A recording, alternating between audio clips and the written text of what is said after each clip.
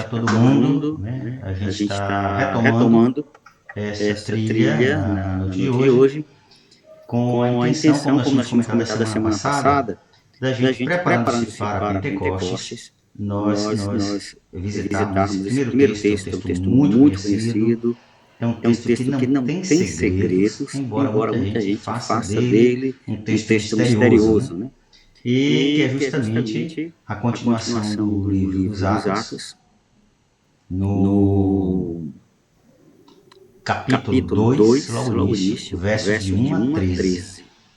Aí o Edmilson, que todo mundo já conhece, mas vai se apresentar já já. Eu sou o Padre Paulo Dionísio, depois eu vou colocar, que agora a gente está vendo na malandragem, eu vou colocar a etiqueta direitinho.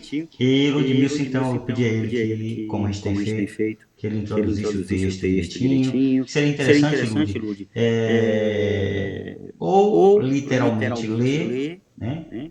Ou dar uma pincelada do texto que antecede, que pode ser o texto que segue depois é o discurso de Pedro. Mas eu deixo com você agora. Boa noite. Beleza? Boa noite, tudo certinho, graças a Deus. Vamos então hoje nos aventurarmos aqui nesse trechinho bíblico dos Atos dos Apóstolos, né? Falando sobre Pentecostes. Como o Padre Cláudio já adiantou, né? Meu nome é Ludmilson, sou catequista aqui na paróquia do Sagrado Coração de Jesus do Grajeru, em Aracaju. Em Aracaju. E vamos fazer uma leitura, né, do texto. São 13 versículos para a gente... porque eu vou começar em cima de alguns pontos-chave do texto. Então acho que vai ser interessante a gente fazer a leitura desses 13 versos, para a gente começar a nossa partilha, né, hoje.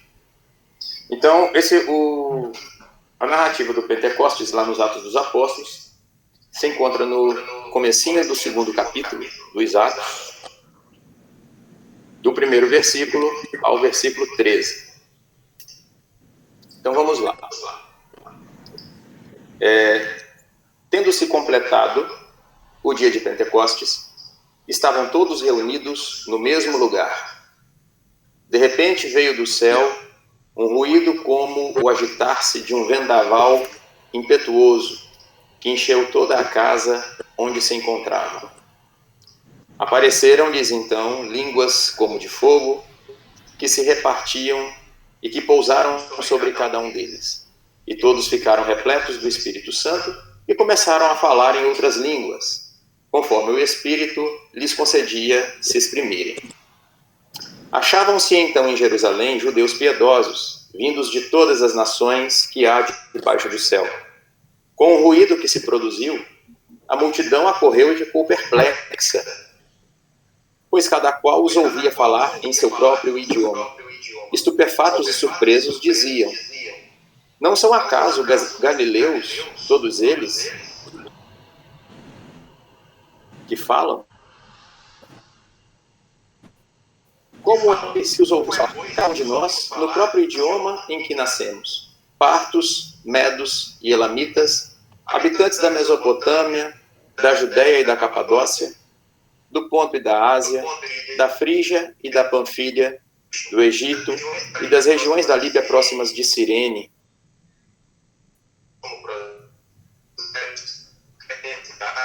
romanos que aqui residem, tanto os ouvimos anunciar em nossas próprias línguas as maravilhas de Deus. Estavam todos estupefatos e atônitos perguntavam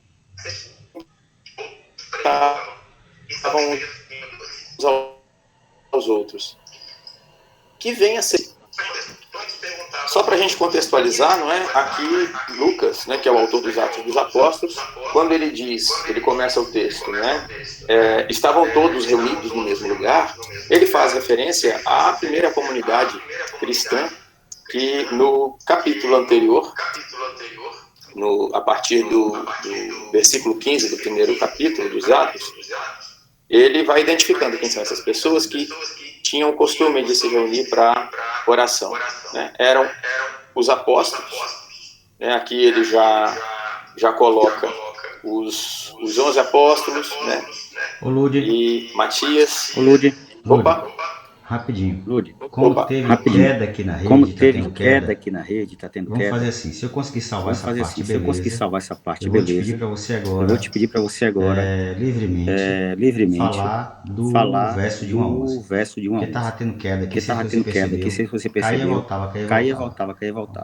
Vamos lá tentar de novo. Vamos lá tentar de novo, fazer uma síntese do capítulo 11. O do capítulo 2. O do capítulo 2.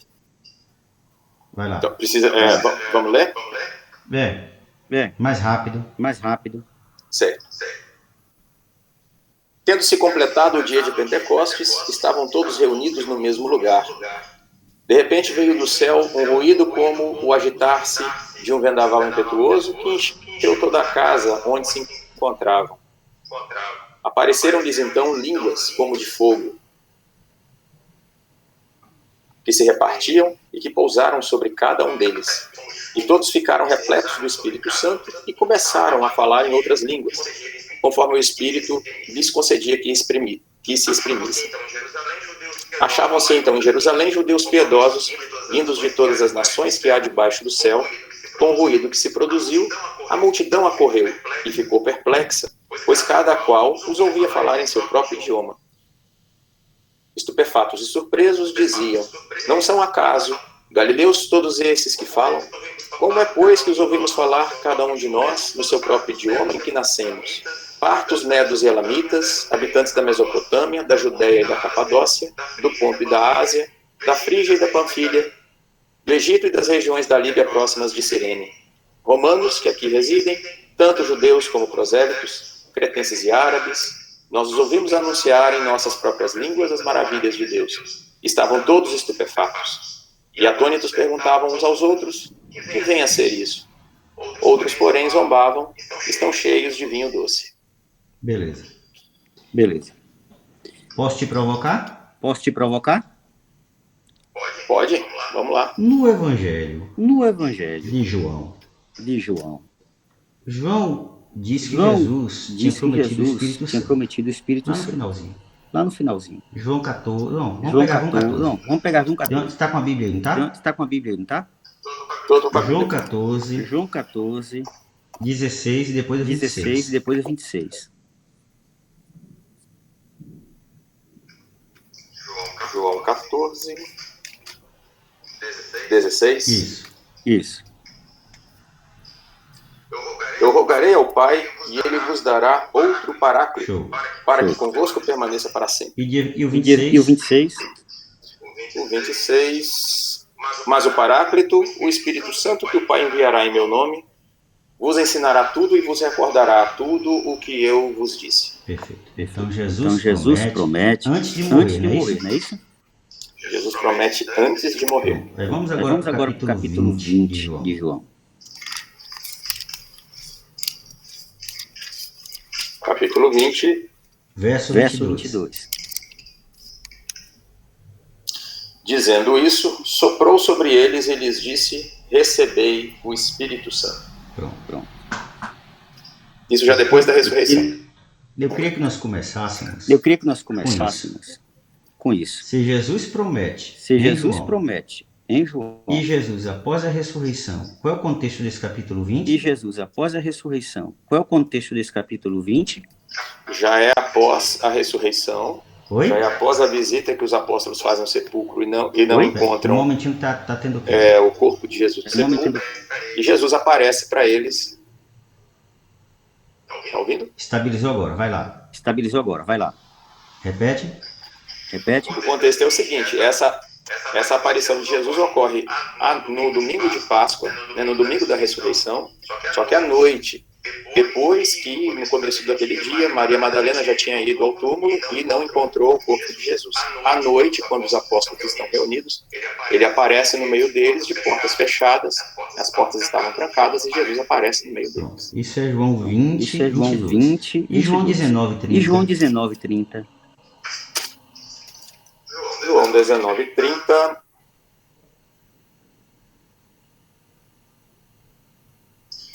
Quando Jesus tomou o vinagre, disse: está consumado, e inclinando a cabeça entregou o Espírito.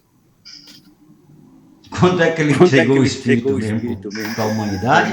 Então vamos lá, você começa hoje falando um pouquinho para a gente depois tentar entender. Porque quem lê criticamente, quem lê não crente lê o negócio desse, espera aí, que contradição é essa? Expirou voar o Espírito pneuma na cruz, antes de morrer, prometendo e cumprindo que não ia deixar ninguém sozinho. Beleza. Não sendo aí, foi depois da ressurreição, mas entre a morte e a ressurreição ficaram sozinhos. Não sendo nem no alto da cruz, imediatamente antes de morrer. Não sendo no dia da ressurreição. Seria 50 dias após?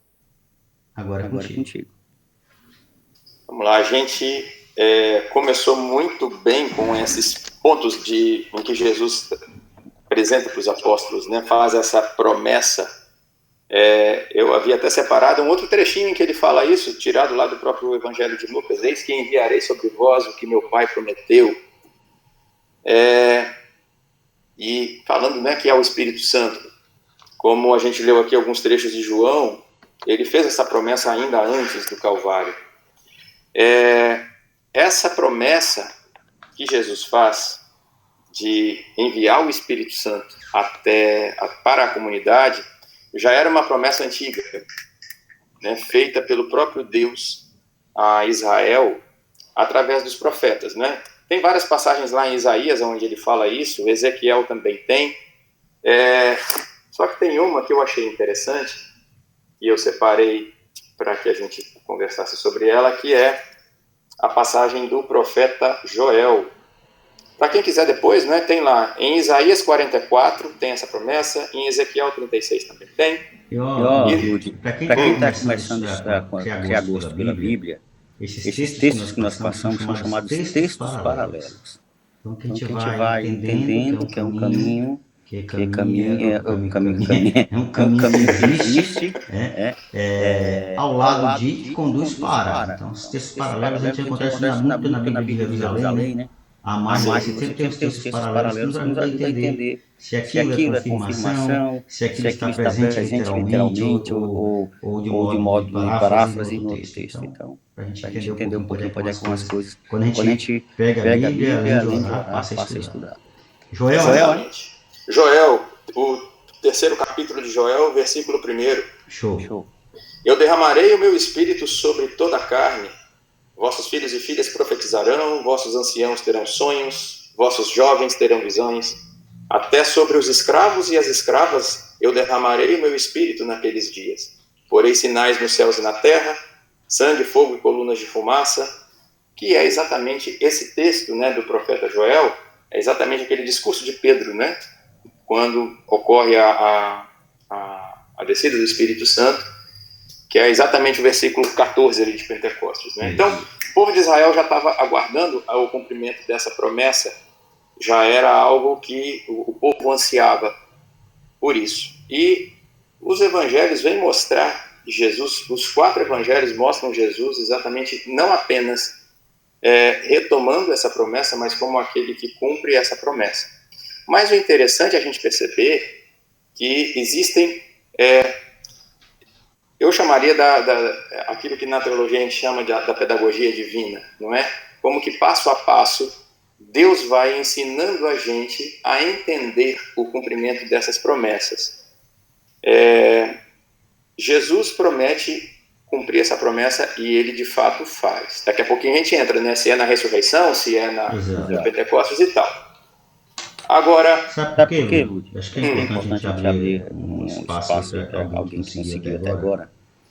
Eu acho que é de uma ingenuidade única uma interpretação literal desse texto.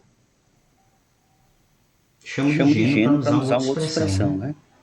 E que leva completamente, digo serenamente, completamente à perda do conteúdo. Antes de mais nada, você já denunciou algumas coisas do Antigo Testamento, né? Que o evangelista, que também é autor, Lucas também é autor dos Atos, que o evangelista queria nos transmitir, né?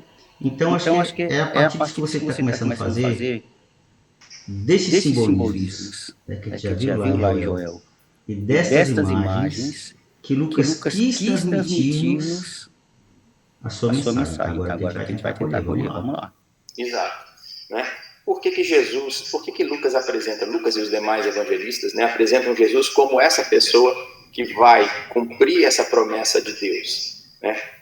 O episódio que mostra isso para a gente, de forma bem interessante, é o batismo. Né? No batismo de Cristo, se a gente poderíamos pegar qualquer um dos evangelhos, né? A gente pode pegar o próprio Lucas, que é autor também dos Atos, e ali ele resume bastante, né, a narrativa do batismo. São 2 versículos só. Tendo o povo recebido o batismo, no momento em que Jesus, também batizado, achava-se em oração, o céu se abriu e o Espírito Santo desceu sobre ele, em forma corporal como pomba, e do céu veio uma voz: Tu és o meu filho, eu hoje te gerei. A narrativa nos outros evangelhos, Mateus e Marcos, é bastante parecida. Em João é um pouquinho diferente, mas Mateus e Marcos também tem uma narrativa bastante parecida, mas aí a gente vai pegar aqui 3 pontos, né? Só para a gente entender esse envio do Espírito Santo que Jesus vai fazer lá na frente. Aqui no batismo, nós temos alguns sinais. Bom, o céu se abre, do céu vem uma voz, né? E o Espírito Santo desce sobre Jesus. Né? E aqui a comparação que se faz é como se fosse uma pomba, né, pousa sobre alguém, alguma coisa. Vamos lá. O céu se abriu, é um símbolo que Lucas usa também para dizer que já tem uma promessa sendo cumprida, né? E essa promessa aparece lá em Isaías, no capítulo 63 de Isaías, o finalzinho do capítulo 63 de Isaías. O povo está ansiando por algum sinal de Deus e ele pergunta, né, o profeta, né, dirige lá a prece, a súplica: Oxalá fendesses o céu e descesses, e diante de tua face os montes se abalariam.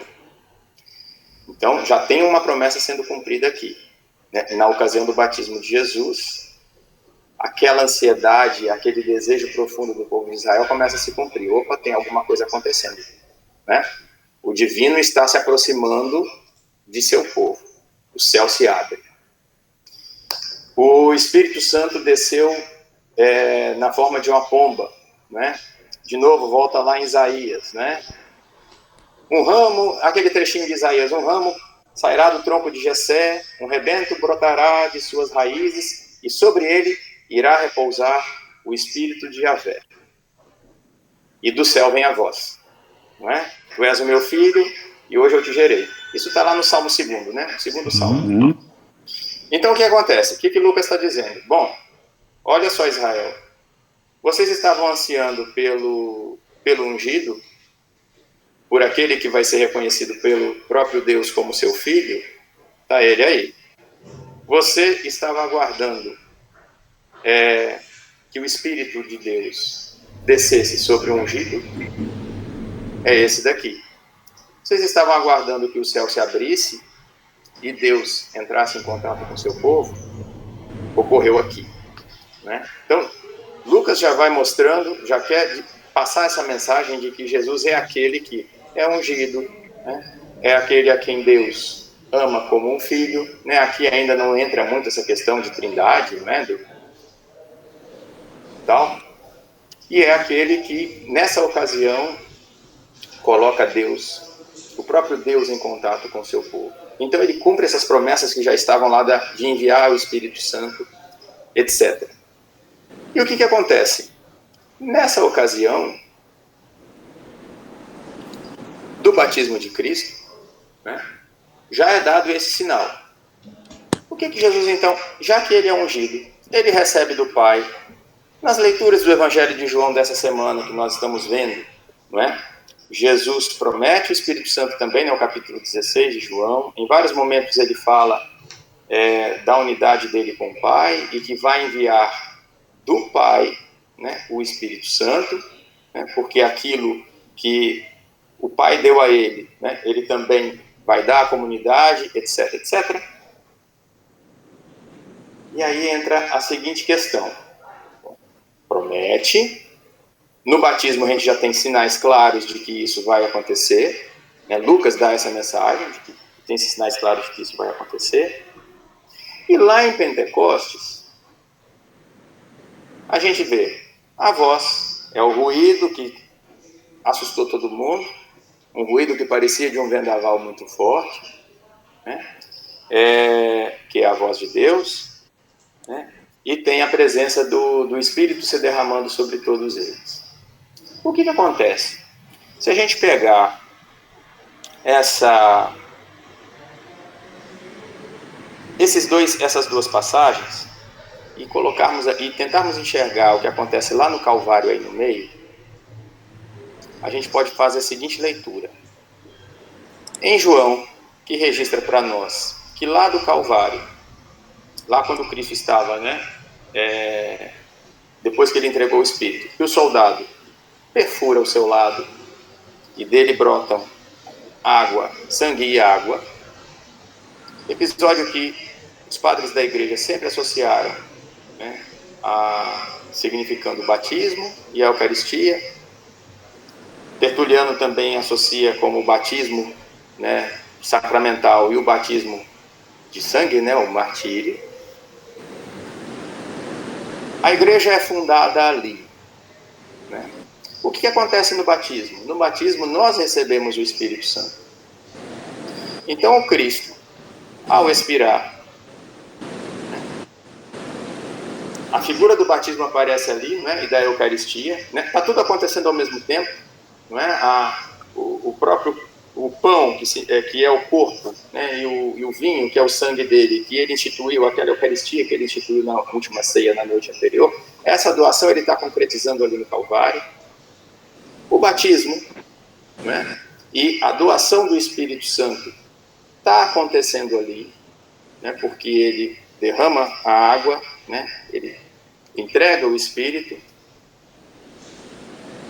Mas não é só ali que a gente recebe, não é só no batismo, não é só nesse sacramento que a gente recebe o Espírito Santo. Existe um outro sacramento também em que a gente recebe aí os dons do Espírito Santo. Nós já iniciados, né, já tendo passado pelo batismo, recebemos também os dons do Espírito Santo. E junto com os dons do Espírito Santo recebemos também um chamado missionário. O que acontece em Pentecostes? Eles recebem o Espírito Santo, né? Aparecem essas línguas de fogo sobre os apóstolos, né? O fogo no Antigo Testamento é muito utilizado em diversas passagens para mostrar a purificação que ocorre na presença de Deus, não é? Então lá quando Isaías, a gente está falando bastante de Isaías hoje, né? Quando Isaías vai começar a sua missão, antes dele começar a sua missão, ele tem uma visão de que um serafim pega uma brasa, toca essa brasa nos lábios dele e diz: a tua iniquidade foi purificada, os teus pecados estão perdoados, a partir de agora a tua boca pode anunciar, né, os oráculos do Senhor. E ele responde: eis-me aqui. E começa a sua missão profética, né? Uma passagem que todo mundo conhece, né, de Moisés e a sarça ardente, né? Ele, antes de começar a sua missão, Deus dá ele a conhecer a missão que o aguardava. Nesse diálogo, ali junto à sarça, né, tem um fogo ali que não consome a sarça, né? E a partir daquele diálogo ele fica conhecendo a missão que o aguardava e dá início a partir dali. E o que acontece ali em Pentecostes? Né? Os apóstolos recebem essas línguas de fogo, né, que é a linguagem que Lucas utiliza, e já no capítulo 14, os apóstolos já começam a sua missão. Né? Pedro já faz todo um discurso, né, e a partir dali a igreja começa a levar a mensagem do Evangelho a várias direções. Qual é o sacramento que é também marcado pelo recebimento do Espírito Santo, só que junto com o Espírito Santo, os dons do Espírito Santo, o chamado missionário? É a confirmação, né? A comunidade, o fiel é confirmado na fé, e a partir dali ele recebe esse chamado missionário. Então, está com ele, a bola agora está com ele, né? Cabe a ele também propagar essa mensagem, também propagar a boa nova. Então, uma leitura que a gente pode fazer é que Jesus, né, envia o Espírito em todos esses momentos, né, para a igreja, né, só que significando, né, para nós sacramentos diferentes, cada um com sua ocasião, né, e com o seu propósito. Do livro de meditações aqui de São Tomás de Aquino, ele fala uma coisa bem interessante a respeito aí do Pentecostes, sobre essa doação do Espírito Santo, né? Que tem a ver com isso. Ele ressalta os dons, né? Coisa que no batismo a gente não ressalta, né? No batismo nós recebemos o Espírito Santo, passamos a ser morada do Espírito Santo. A igreja passa a ser morada do Espírito Santo, cada um que é membro do corpo de Cristo. Mas na confirmação, na forma de dons, ele coloca o seguinte: compete a uma pessoa divina se dar e ser dom. O próprio nome do Espírito Santo é dom. Entende-se por dom aquilo que se dá para não ser mais devolvido. Daqui então brota a ideia de doação gratuita, cuja razão de ser é o amor. Porque quando damos algo gratuitamente a outro, é porque lhe desejamos algum bem. Portanto, a primeira coisa que lhe damos é o amor, com que lhe desejamos algum bem. Daí se segue que o amor tem caráter de primeiro dom, pelo qual são dados todos os outros dons gratuitos. Se, portanto, o Espírito Santo age como amor, então ele age como primeiro dom. Por conseguinte, por este dom, que é o Espírito Santo, os membros do corpo de Cristo, os membros da igreja, recebem também muitos outros dons.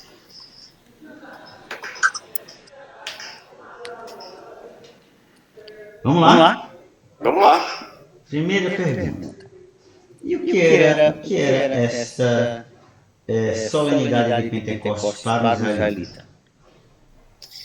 Essa era uma das 3 grandes solenidades para o israelita, que já estavam definidas lá desde o tempo de Moisés, né? A Páscoa, o Pentecostes e a festa da colheita, né? Que é feita lá no segundo semestre.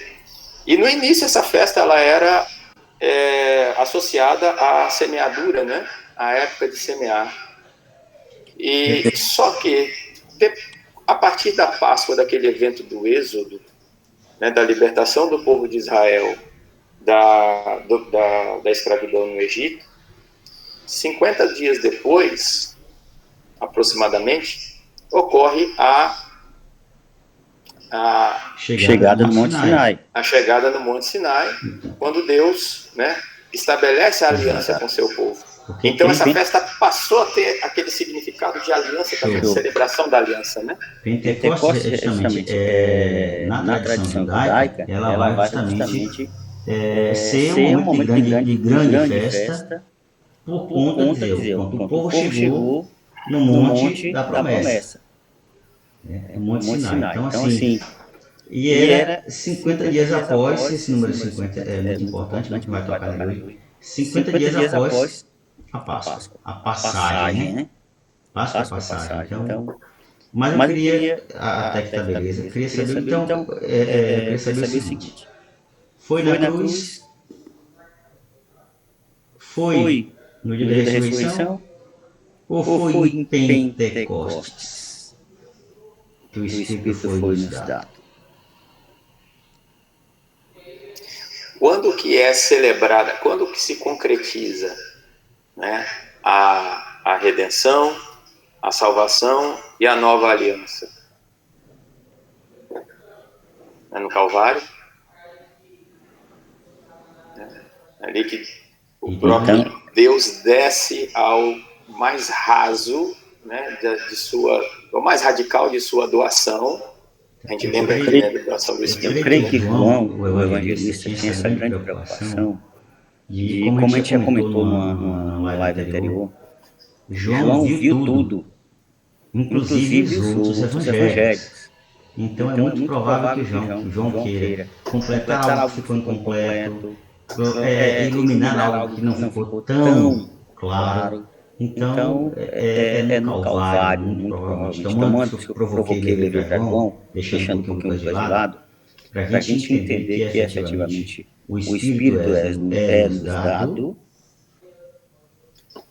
na morte de Jesus, na cruz. Tanto que ele disse que não ia deixar no sol, né? Exato. E a gente pode ir fazendo, inclusive, esse paralelo, não é, com o próprio batismo, não é?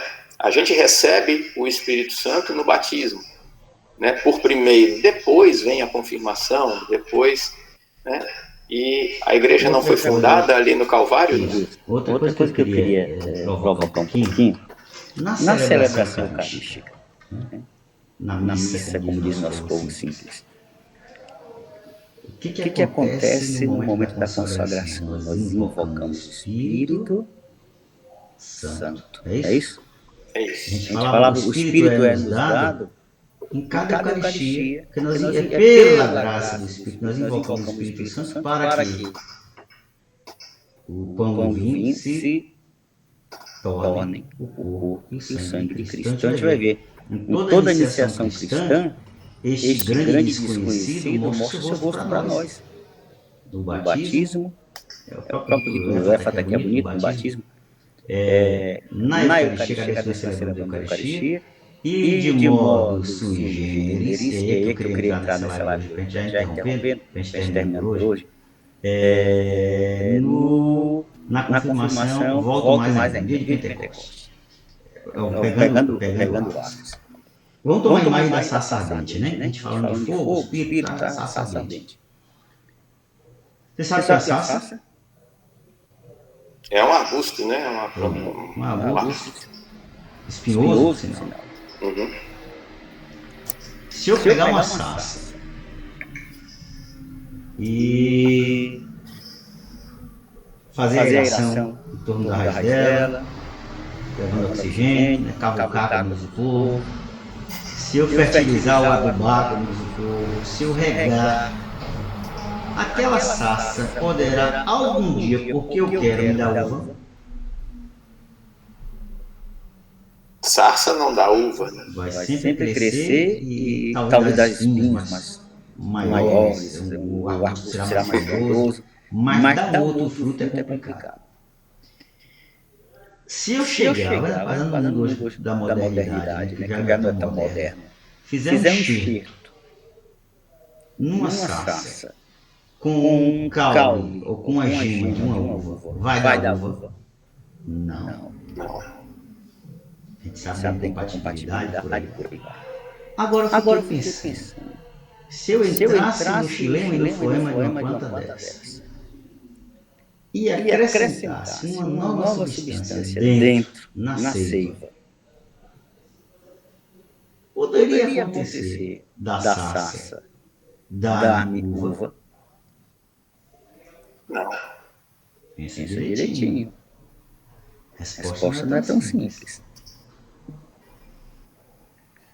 Porque eu queria justamente que nós pensássemos um pouquinho nisso. Porque eu creio que Pentecostes é a celebração deste movimento estranho, de que já não é mais algo externo, mas é algo que é capaz de transformar o homem internamente, porque entra na sua seiva, entra corre na sua veia. Quando o evangelista chega e diz assim, foi no dia que ele ressuscitou. É para dizer que o Espírito andou ressuscitado. É mais uma intenção, um simbolismo, né, do que um ato. Né? E aí a minha pergunta é, qual é o símbolo de Lucas quando põe a descida do Espírito Santo em Pentecostes? Já que a gente disse que foi lá na cruz. Que é Lucas dizer-nos com isso? A imagem se explicou, a língua de fogo, o fogo quanto é importante, Essa imagem Eu fui até buscar um mapa hoje à tarde, mas como está tomando surra aqui do OBS, do Drive, eu ia projetar agora a imagem. É interessante quando você vai notar no mapa do Mediterrâneo Antigo e no mapa da Europa daquela época antiga, você vai perceber que a Líbia, o Egito, a Panfilha, a Frígia, estão todas em torno de... É incrível, é um raio literalmente construído em torno de Jerusalém. Então, assim, se nós quisermos colher a grandeza de Pentecostes, é para mostrar que todo mundo, conhecido de então, primeiro, era herdeiro da promessa, que Israel estava em todos os lugares, mas esse povo vai fazer o que em Jerusalém na festa de Pentecostes? O que alguém da Líbia ia fazer na festa de Pentecostes? O que o egípcio ia fazer na festa de Pentecostes em Jerusalém? O que alguém da Frígia ia fazer em Jerusalém? Então, eram judeus de diáspora que vinham estabelecer este grande evento, né, da história do seu povo, mesmo estando no exílio. Então, todos se encontram em Jerusalém é o centro. Insisto, é a origem do Big Bang e é o centro da grande condensação de tudo. Então, ali tudo se expande e ali tudo se encontra. Então, nada mais do que colhendo essas figuras, primeiro momento, para mostrar que efetivamente o dom de Deus é distribuído a todos para que todo mundo ele possa ser irradiado. Primeira coisa. Segunda coisa que eu acho que é muito importante a gente ficar de olho é essa questão, às vezes dá polêmica, mas eu não perco tempo porque não tem polêmica nenhuma. O que significa estas línguas? Falavam par dos métodos e todos se entendiam. Uns pensam na glossolalia, aquela famosa história que no Brasil e o mundo neopentecostal entende como dom de línguas. Existe uma tradição veterotestamentária que fala disso. O israelita, quando estava alegre, nas grandes festividades, eles pronunciavam palavras não inaudíveis, mas incompreensíveis. Era a alegria. Tanto depois vão dizer, estão bêbados. Mas não é a este tipo de língua que Lucas está se referindo. A única linguagem. Se você pega o texto aí no finalzinho, antes de Pedro começar a falar. Sim. Ele vai dizer que eles se entendiam e... Lê pra gente rapidinho. Nós os ouvimos anunciar em nossas próprias línguas as maravilhas de Deus. Não são acaso galileus todos esses que falam? Como é que nós os ouvimos falar, cada um de nós, no próprio idioma em que nascemos? Pronto. Então eles estavam se fazendo entender, né? Mas aí tinha outra coisa muito importante. Não é glossolalia que conduz a isso. Existe uma única linguagem, e Lucas é muito claro nisso, não vamos citar os textos aqui. Uma única linguagem que é efetivamente universal e compreensível. A linguagem do amor. Não é uma língua que ninguém entende, que todos se entendem. É uma língua efetivamente universal que a universalidade dos seres humanos irá se entender. Então, a gente não perde tempo com esse tipo de polêmica, porque o texto não dá margem nem para polêmica. É muito claro. Uma outra coisa que acontece também, como a gente viu que é Pentecostes é a festa da chegada do Sinai, que é o lugar de encontro com Deus.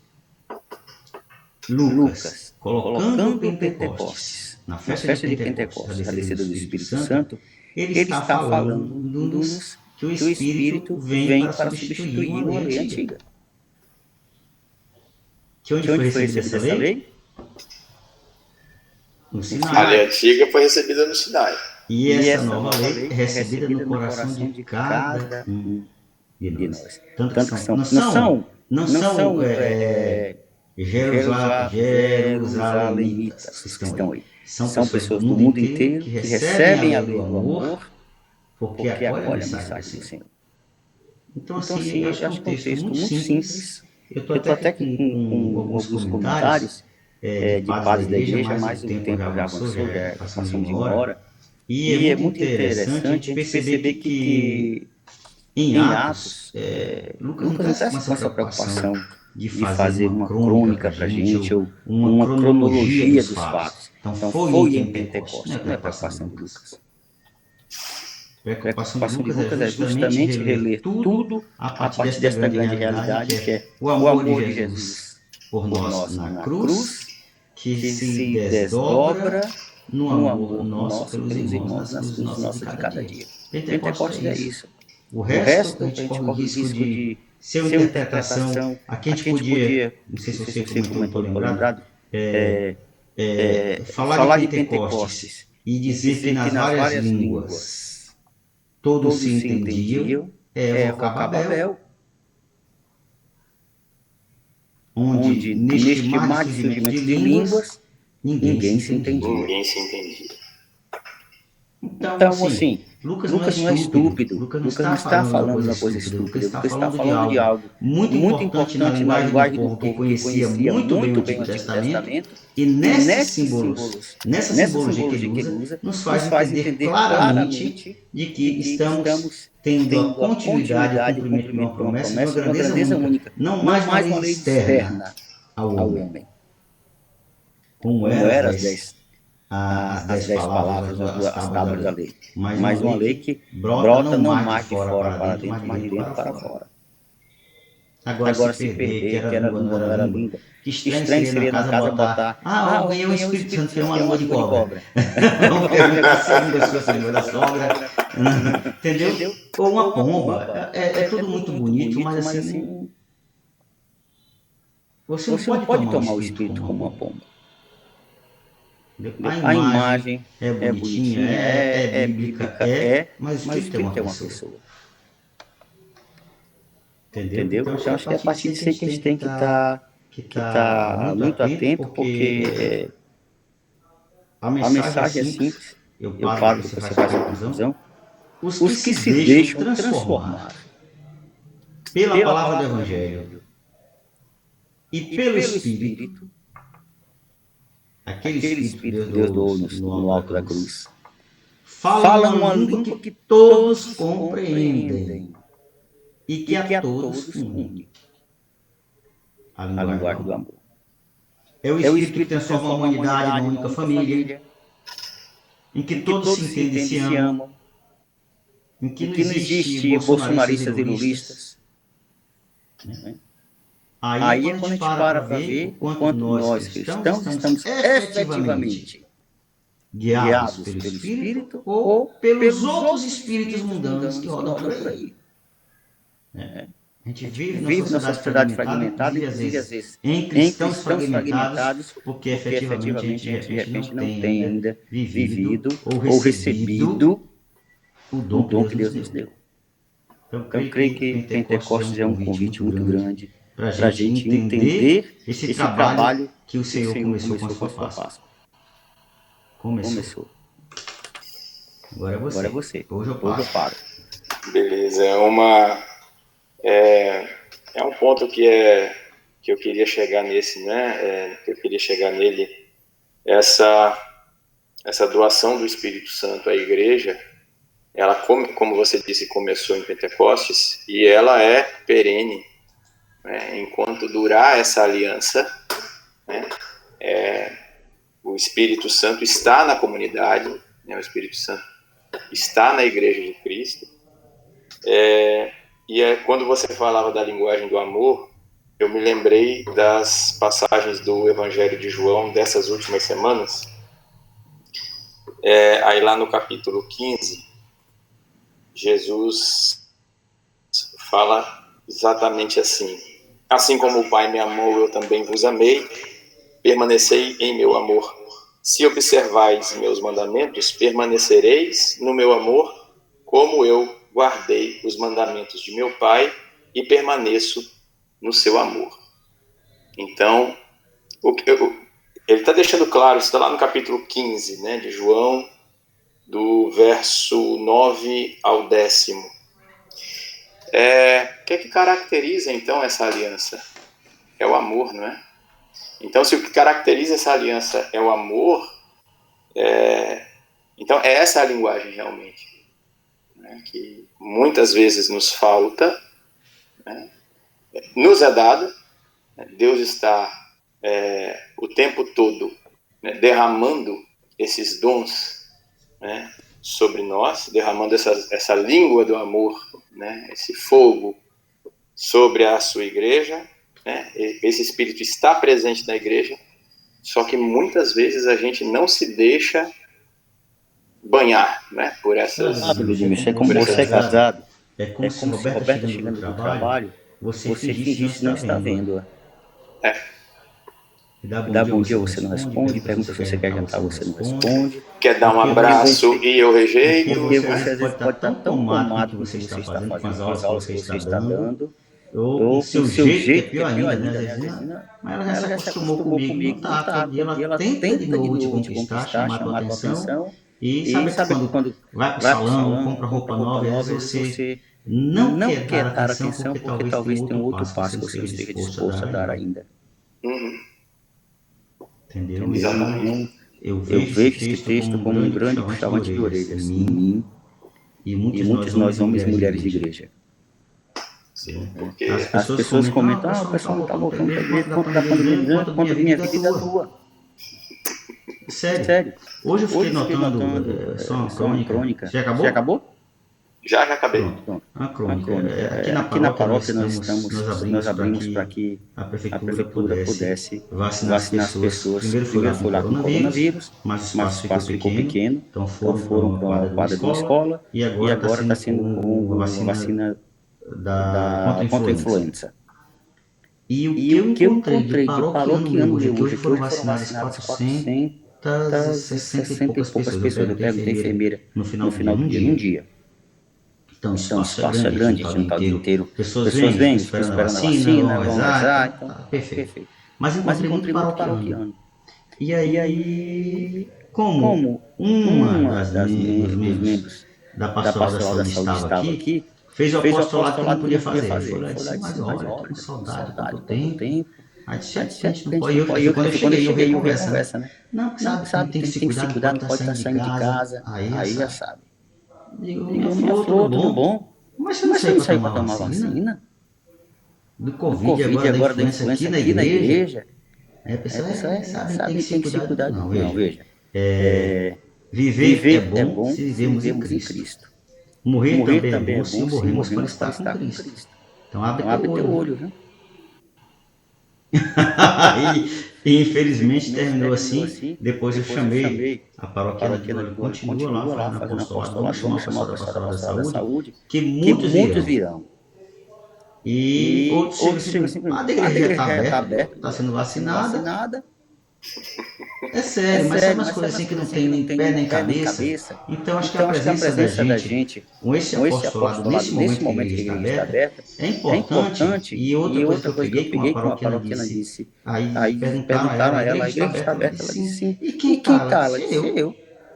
Fulano, não faz o nome de alguns. Você não tem medo nela? Ela disse, tem. Mas se eu não cuidar da vida de minha comunidade, quem vai cuidar? O padre? Só o padre? Aí essa conversa eu peguei. A pessoa me viu que eu estava ouvindo, baixou a cabeça. Então é um exame de consciência. Porque se não te vem, bate palma, que gosta de bater palma, reza que gosta de rezar, canta que gosta de cantar, mas efetivamente viver com o espírito de quem agradece aquele sacrifício da cruz, aquela doação da cruz, a gente não vai viver esse Pentecoste. Certo? Vamos fazer o seguinte, Ludmilla. Vamos pegar o texto, a gente já pegou Atos, né? Essa semana é a Ascensão do Senhor, a semana que vem é Pentecostes. Vamos pegar o Evangelho, você acabou tocando de algum modo aí. A gente buscar o entendimento do texto do Evangelho a semana que vem. Pode ser? Do Evangelho de Pentecostes. Já vimos Atos, agora a gente vai ver o Evangelho. Beleza? Olha, gente, você que está vendo. Só complementando até um pouquinho aí do que você falou. Pentecostes da parte de Deus é o doar-se, né? Da parte nossa, né, de cada fiel, tem que ser o acolhimento.